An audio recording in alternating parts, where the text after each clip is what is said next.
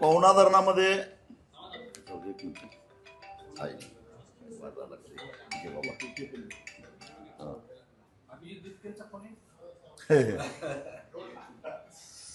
हा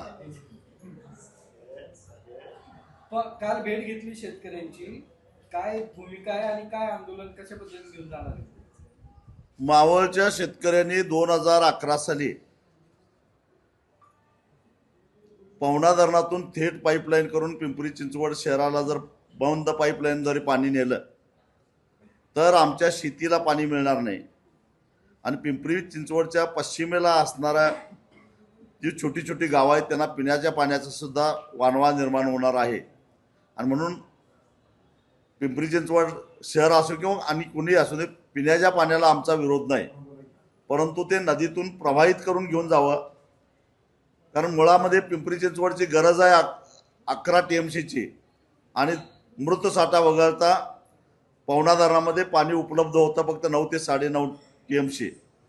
पण हे सगळं पाणी जर का बंद पाईपलाईनमध्ये गेलं तर पवनाकडची शेती बेचिराख होईल, छोट्या मोठ्या गावांना पिण्यासाठी पाणी मिळणार नाही. म्हणून आवश्यक कोयना बारमाही प्रवाहित ठेवावी आणि त्यातून पाहिजे ते पाणी घ्यावं अशा प्रकारची भूमिका मावळच्या शेतकऱ्यांनी घेतलेली होती. आणि 2011 साली मोठं आंदोलन केलं. 3 शेतकऱ्यांचा गोळीबारामध्ये बळी गेला. त्यावेळी भारतीय जनता पक्षाचे नेते, स्थानिक नेते सगळे त्या आंदोलनात शेतकऱ्यांच्या बरोबर होते. आणि आज त्याच भारतीय जनता पक्षाच्या नेत्यांचा आग्रह आहे की बंद पाईपलाईन केली पाहिजे, कारण 1800 कोटी रुपये खर्च झाल्याशिवाय टक्केवारी मिळणार नाही. आणि म्हणून या टक्केवारीच्या हव्यासापोटी आज पुन्हा एकदा बंद पाईपलाईनचा आग्रह धरला जातो.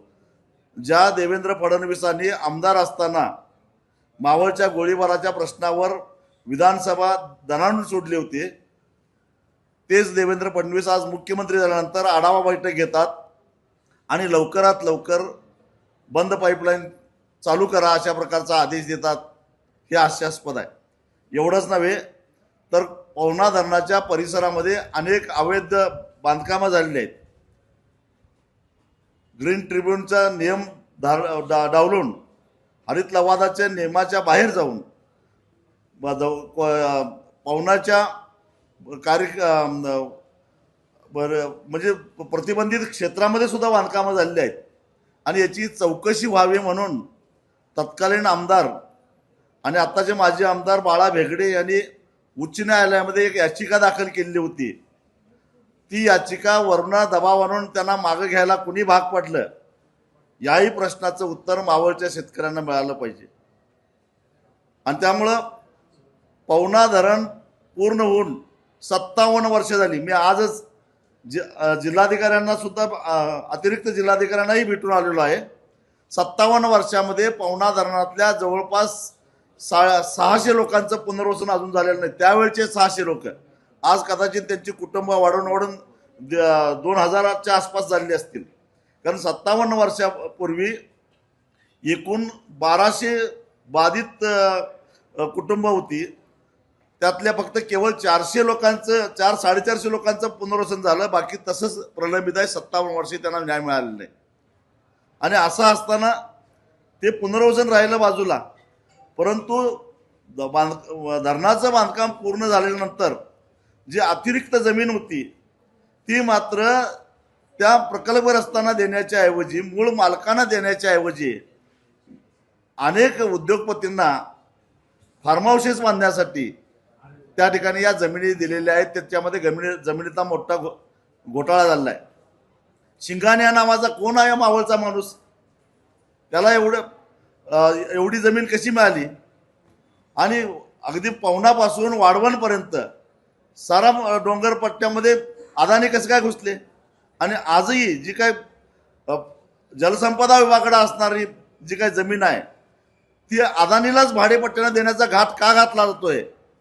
या साऱ्या प्रश्नाचं उत्तर मावळच्या शेतकऱ्यांनी दिलं पाहिजे.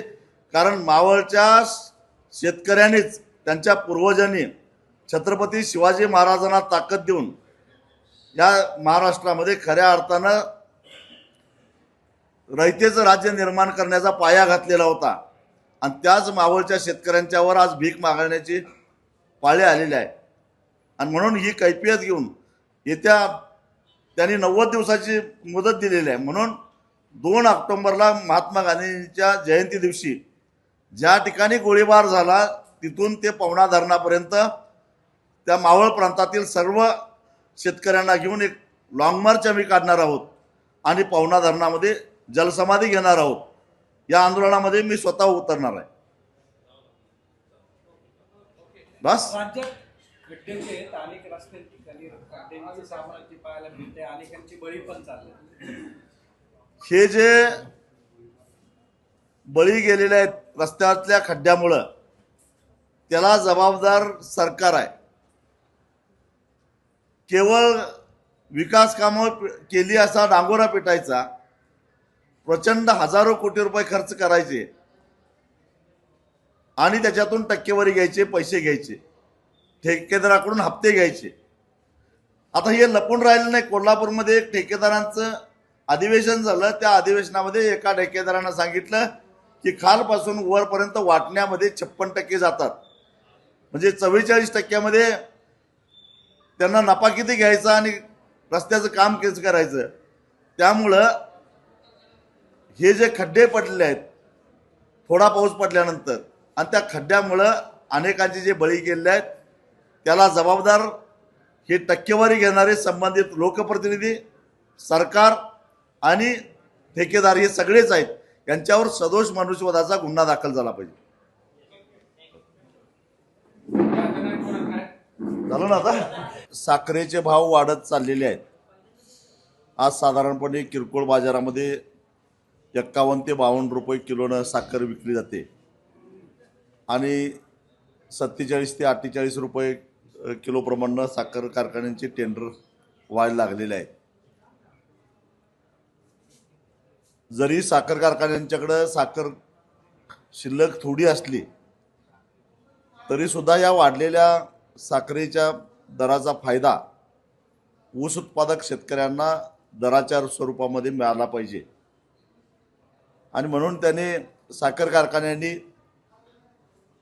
नवीन सीझन सुरू होण्यापूर्वी किमान प्रतिटन 300 रुपये ऊस उत्पादक शेतकऱ्यांना दिले पाहिजेत आणि त्या संदर्भातल्या सूचना साखर कारखान्यांना द्याव्यात अशी आजच्या बैठकीमध्ये साखर आयुक्तांना विनंती केली.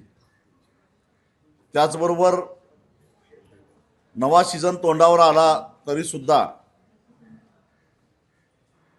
अजूनही अनेक शेतकऱ्यांची FRP थकीत आहे. आकडा 265 कोटी रुपयाचा दिसत असला तरी हा त्याच्याहून जास्त आहे, कारण साखर कारखान्यांनी आकडेवारी लपवलेली आहे. त्याची सखोल चौकशी झाली पाहिजे. कारण सातारा असेल, सांगली असेल, सोलापूर असेल, या जिल्ह्यामध्ये मराठवाड्यामध्ये अनेक कारखान्यामध्ये शेतकरी ठिय्या आंदोलन करून बसलेले आहेत आणि कारखानदार त्यांना दाद द्यायला तयार नाहीत. तेव्हा हा जो आकडा आहे 265 कोटीचा हा कुठेतरी कमी दिसतो. त्याची सखोल चौकशी करावी आणि हे पैसे वसूल करण्यासाठी साखर आयुक्तांनी काय कारवाई केली हे सुद्धा आम्हाला कळालं पाहिजे. ही बाब एवढी गंभीर आहे की खुद्द राज्याचे सहकार मंत्री बाबासाहेब पाटील यांच्या नेतृत्वाखाली काम करत असणाऱ्या साखर कारखान्याची 2024-25ची म्हणजे 2 वर्षापूर्वीची FRP थकीत आहे. साधारणपणे 9.25 कोटी रुपये थकीत आहे. मग राज्याच्या सहकार मंत्र्यावर कारवाई कुणी करायची? जर कुंपणच शेत खात असेल तर न्याय मागायचा कोणाकडे? सहकार मंत्र्यांची नैतिक जबाबदारी होती की किमान आपल्या नेतृत्वाखाली काम करणाऱ्या साखर कारखान्याची तरी थकबाकी काही असता कामा नये. परंतु 25-26चा जी FRP आहे त्यांनी क्लिअर केली, पण 24-25ची FRP अजून त्यांनी थकीत ठेवलेली आहे. खरं तर या संदर्भामध्ये नुकतंच पावसाळी अधिवेशन संपलं, विधिमंडळामध्ये चर्चा व्हायला पाहिजे ती, पण दुर्दैवानं ती सुद्धा झालेली नाही. दुसरा मुद्दा, गेल्या अनेक वर्षापासून आम्ही सातत्यानं काटामारीवर आणि रिकव्हरी चोरीवर बोलत आलेलो आहोत. ऊसाच्या उत्पादन वाढीसाठी AI तंत्रज्ञान वापरायचं सातत्यानं चर्चा होते. तंत्रज्ञानाला आम्ही विरोध कधीच केलेला नाही, कारण ते चांगलीच गोष्ट आहे. जिथं मानवी चुका होतात किंवा जाणीवपूर्वक भ्रष्टाचार होतो तिथं किमान तांत्रिक बाबीचा उपयोग केला तर भ्रष्टाचारावर आळा तरी बसेल. म्हणून AI तंत्रज्ञान फक्त ऊसाच्या उत्पादन वाढीसाठी उपयुक्त नाही, तर AI तंत्रज्ञानाचा वापर करून काटामारी आणि रिकव्हरी चोरी सुद्धा थांबली पाहिजे. जर धान खरेदी असेल, सोयाबीन खरेदी असेल, मका खरेदी असेल, त्या पिकाच्या गुणवत्तेवर खरेदी होत असेल, सरकारी खरेदी, अगदी प्रत्येक नग म्हणजे प्रत्येक पोत्यामधला सॅम्पल घेऊन त्याच्यामध्ये आर्द्रता किती आहे त्याच्यावर त्याची गुणवत्ता ठरवून त्याची किंमत ठरत असेल, तर मग साखर कारखान्याला शेतकरी ऊस पुरवतो, तो ठरवताना प्रत्येक शेतकऱ्याने ऊसाच्या प्लॉटनुसार किंवा भरून आलेल्या वाहनानुसार रिकव्हरी तपासली पाहिजे आणि त्या पद्धतीने त्याला दर दिला पाहिजे. जसं एखादा शेतकरी डेअरीमध्ये दूध घेऊन गेला तर त्याच्या किटलीमध्ये किती फॅटचं किती SNFचं दूध आहे त्याच्यावर त्याचा दर ठरतो. तसं मग एखाद्या शेतकऱ्याचं ऊसाचा ट्रक आला तर त्याच्यामध्ये किती रिकव्हरीचा ऊस आहे आणि किती वजनाचा ऊस आहे त्याच्यावर त्याची किंमत मिळाली पाहिजे. आणि यासाठी सुद्धा AI तंत्रज्ञान वापरणं सहज शक्य आहे. याचा वापर का केला जात नाही? त्याचबरोबर काटामारीच्या अनेक तक्रारी सातत्याने येत आहेत आणि या तक्रारी करून सुद्धा त्याच्यावर फरक पडत नाही. त्या संदर्भात वजनमाप नियंत्रकांच्या बरोबर बैठका चालू आहेत.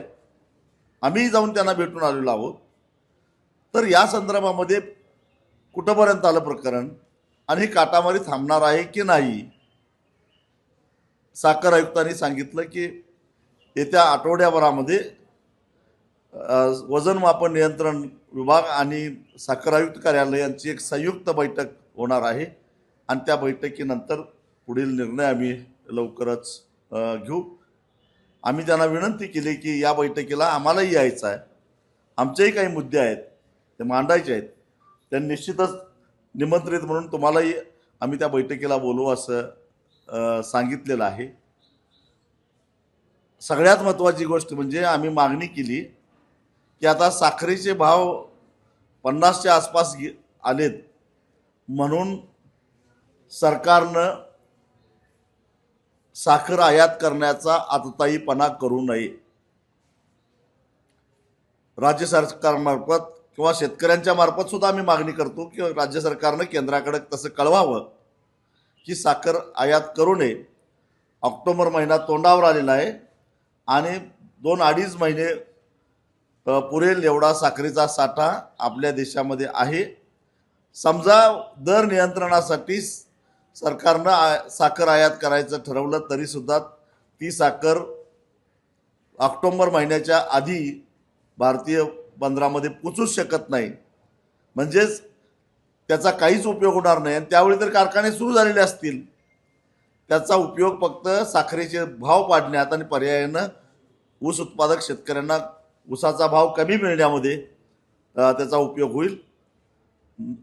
ग्राहकाला त्याचा काही फायदा होणार नाही. त्यामुळं असा मूर्खपणा केंद्र सरकारनं करू नये असं मी स्वतः केंद्र सरकारशी पाठपुरावा करून पत्रव्यवहार करतोय आणि साखर आयुक्तांना महाराष्ट्रातल्या ऊस उत्पादक शेतकऱ्यांच्या वतीनं साखर उद्योगाच्या वतीनं केंद्राकडे तसं म्हणणं पाठवावं अशी विनंती त्यांना केलेली आहे.